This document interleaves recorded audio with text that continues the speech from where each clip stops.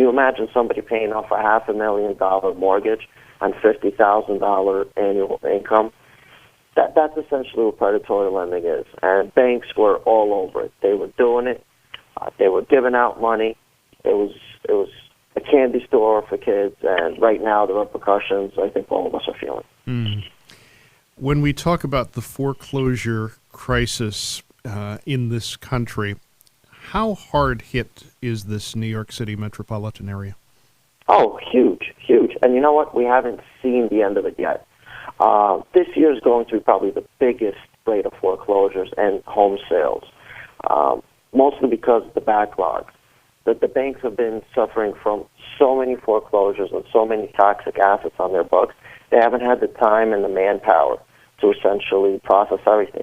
I was reading several weeks ago that banks are setting up call centers overseas to handle these foreclosures and sales. Can you imagine somebody from India giving you a call at your house telling you that you're in danger and your house is going to be sold off if you're not paying, 12 months worth of late payments? I don't think that's something reasonable, nor do I think that's something that should be allowed. When somebody gets one of those calls, how should they proceed? Seek help. Seek help right away. At that point, most likely, you know that you've already been behind several months. You know what the future holds for you as far as finances are concerned, at least the next couple of months. You definitely need to do something about it. If you're being sued, make sure you answer that lawsuit. And by sued, I mean that you are being foreclosed upon. A foreclosure doesn't mean that you're going to lose your house in the next 2 or 3 weeks. Essentially what it means is the bank is suing you for violating the terms of the mortgage agreement that you signed with them. It's not like you signed in blood. The basic meaning of that is you've got a right to respond to that lawsuit. If you can't afford an attorney, there's plenty of free agencies out there that will provide attorneys at no cost. At the end of the day, you yourself can go to the court yourself, get help with the clerk of court. They will give you a form, and you could just provide an answer right then and there in front of the clerk of court. Now, let's go to the, I guess, for some people, the ultimate extreme, and discuss this term bankruptcy, which we've touched upon before on this program. When do you know that bankruptcy is, quote, the viable option? Bankruptcy is the right move in several situations. There is no one situation where a person needs to say, okay, right now the only thing I have to do is bankruptcy. Or right now the only option left is bankruptcy.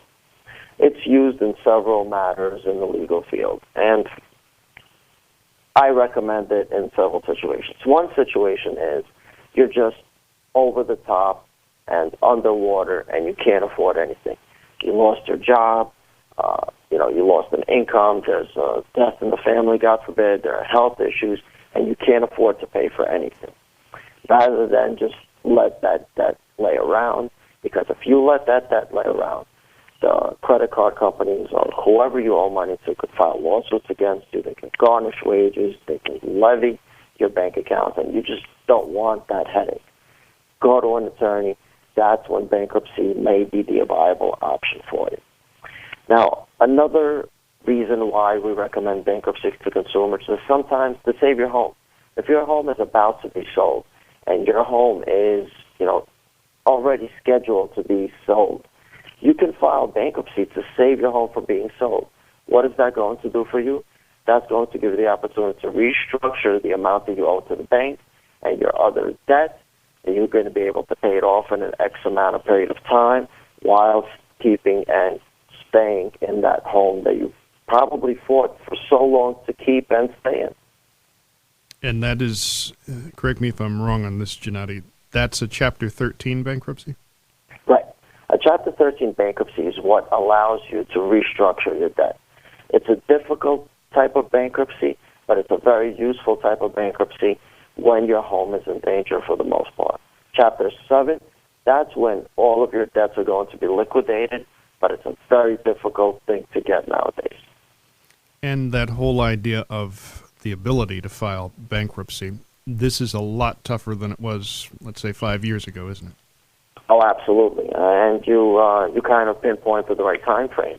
I think it was around 2005 when the bankruptcy laws changed. Mm-hmm. And many attorneys and many people in the finance field would probably say it changed for the benefit of the banking and creditor industry.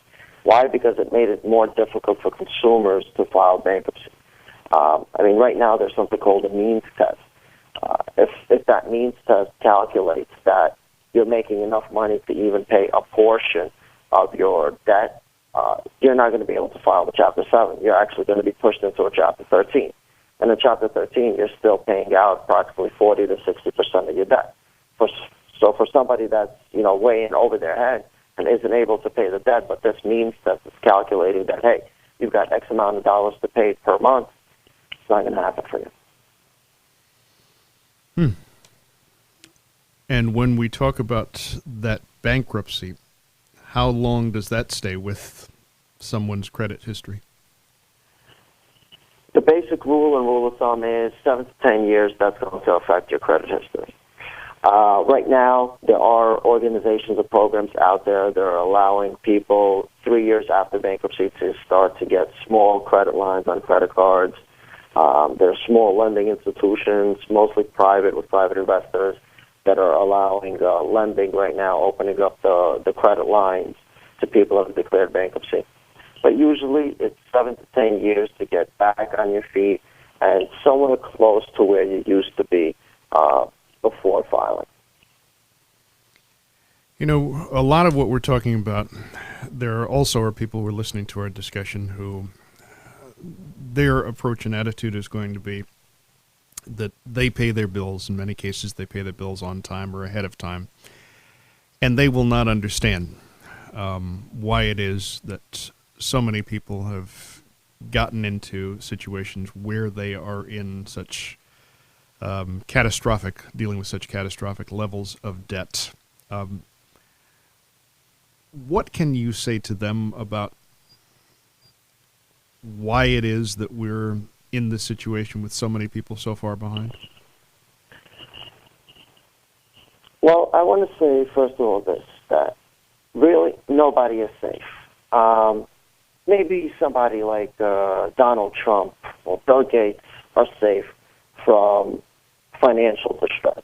But hey, even Donald Trump has filed bankruptcy several times, right, for his companies. Maybe not personally, but he's done it for his companies. Basically, what happens is the unexpected.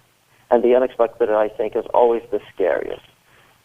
You have a death in the family. You lose one income. If that was the sole income in the family, that's going to be catastrophic. That's going to take you from being able to pay, let's say, $10,000 a month for expenses to $2,000 or $3,000, whatever you're able to scrummage up. Another situation that I see on a daily basis is loss of income. Somebody went from working 40 hours to 20 hours a week. That is 50% of somebody's income. You look at it, when they were receiving their mortgage, they were receiving their mortgage based on 100% of the income that they were showing, if they were required to show, that is, and saying it's not a subprime mortgage where you didn't even have to show proof of income. And right now, let's say you've got 50% of that income that you were getting the mortgage on. What are you left to do? Are you going to put food on the table for your kids first, or are you going to pay the mortgage? I always recommend to my clients, if it's between food on the table for your kids and paying your mortgage, you've got to feed the kids first. That's first of all. Second of all, if you're unable to pay your credit card bills, and it's between paying your credit card bills or paying your rent or mortgage, you've got to provide shelter for your family. This type of thing can happen to anybody. If the unexpected comes around, you have a death in the family, there's a divorce, there's sickness, there's illness, there's loss of income. It's the undesirable and it is the unexpected. That's what always gets my clients. And what about the impact of healthcare costs? I mean, people have sometimes, very serious injuries, or a hospitalization, and they run up tens of thousands of dollars in debt that, in some cases, may not be covered by insurance, or the people, and there are a significant number of them in this country who don't have health insurance. Is that one of the frightening areas as well? Well, I think we all know that health care in this country isn't the most, comprehensive in the world. But, yes, medical bills are probably make up 50% of the debt that my clients bring to me. And once again, it goes back to the unexpected. You've got a kid that gets sick. You've got a spouse, a family member.